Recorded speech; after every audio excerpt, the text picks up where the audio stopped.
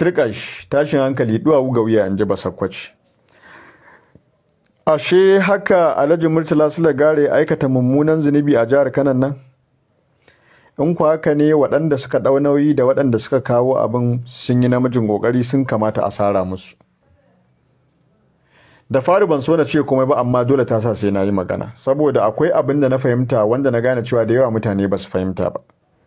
Na gano inda gizo ke saƙar, na kuma gano dalilin kawo wannan ƙadiyar a yanzu. Kafin nan bari muku tambaya, da shugabannin da suke ci yanzu a jihar Kano da waɗanda suka shuɗe, akwai wanda idan ka ɗauko shi zaka iya bashi tsarki 100%? Amsar ita ce a'a, kowanne sai ka same shi da ɗan guntun kashinsa. Wannan kuma ba su kaɗai ba, duk wanda ya zama shugaba, ko ni ko kai ko dukkanin waɗanda suke jin cewa an yi kuskure, kowannensu idan ka bashi shugabanci ya gama sai ka sami irin wannan ɗan guntun kashin a tare da shi. This is the reality. To me yasa aka ɗauko zunubin Murtala Sulagaro? Mu ɗauka cewa yes, abin haka yake. To me yasa aka kawo shi yanzu? Me yasa ake tattauna a kansa? Wataƙila saboda a ɗauke hankalin al'ummar jihar Kano ne daga abin da suka fahimta. An gano cewa al'ummar jihar Kano sun yunƙuro, sun gane ana cutarsu, sun gane ana zaluntarsu, sun gane ana musu handama da babakere da kama karya. Satin da ya wuce, gwamnatin tarayya ta ba da tirela 20 na shinkafa domin a sassauta wa mabukata a jihar Kano. Kwatsam sai muka ji cewa wannan shinkafar wani kusa da kusoshin gwamnati ya sace ta. Kash, wannan abin ya matukar ya matsa hazo. Al'ummar jihar Kano suka yi ta kururuwa, suna ta da jijiyar wuya, suka matsa lambar gwamnati, suna buƙatar a da musu da abincinsu, a raba musu, suna buƙatar adalci. Ya kuma tashi hankalin gwamnati.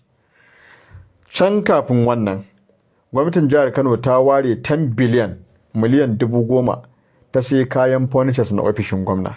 Wannan ba zalunci ba ne, ba cuta ba ce, ba handama da babakere ba ne, wannan ba sata ba ce ba. Ko gidan gwamnati za a canza ga baki ɗaya biliyan 10 ta isa, balantana kayan ofishin gwamna. Haka zalika an ware 2.5 biliyan, miliyan 2,500 na tafiye-tafiyen da gwamna ya a cikin watanni 3. Wannan hankali zai ɗauka? Ya sa al'ummar jihar Kano ya mutsa hazo ƙwarai da gaske. Ya sa al'ummar jihar Kano suna buƙatar adalci akan wannan. Haka zalika bayan an yi zanga-zanga, sai shugaban ƙasa ya tona gwamnoni asiri, ciki har da gwamnan jihar Kano. Ya ba da 570 biliyan.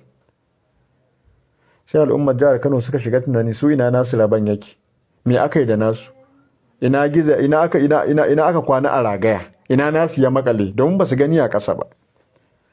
Saboda haka al'ummar jihar Kano suka shiga rudani, suka shiga maganganu. Wannan ya tayar da hankalin gwamnati. Kwatsam ana cikin wannan, ba a fita ba. Kawai sai aka jiyo kadiyar Alhaji Murtala Sulagaro ta faɗo. Duk waɗancan zunuban sai al'ummar jihar Kano sai suka manta da shi. Ikon Allah. Ashe har yanzu al'ummar jihar Kano kuna cikin noziri, ba ku haddace karatun a kawo muku wani abu don a karkatar da hankalinku da kan wani abu ba. Yanzu ka ɗauko irin su Madugu, shi ne fa ya hambuɗe kuɗin 'yan fanshu, shi ne fa ya hambuɗe kuɗin 5 km 44 local government, shi ne fa ya ce mana kifi ya hambuɗe menene ma crude oil na biliyoyin kuɗi. Duk fa Madugu ne. Ikon Allah, ashe duk suna da zunubi kenan. Then why are we focusing our minds akan mutum ɗaya? Dukkaninsu sai mun yaƙi a kansu, mun yaƙe su, in dai adalci muke so ya tabbata. Amma har yanzu karatun da ake na matasa kansu ya buɗe, kansu ya waye, sun kasa wayewa. Ashe yanzu muna duhun kan da za a ɗauko laifin wani a baku don ku kare laifin wani. To gaskiya da akwai aiki jajawur a gaba mu, ba mu shirya ba. Allah ya samu dace. Ni abin da zan iya cewa kenan. Ban san wannan bawan Allah ba, ban san daga ina yake ba, amma in dai ka san gaskiya, ka ji mai ga ka san gaskiya ne, kai follow, ka like, ka comment. Maganan gaskiya ɗaya ce, 'yan Najeriya ku wanke idan ku farka.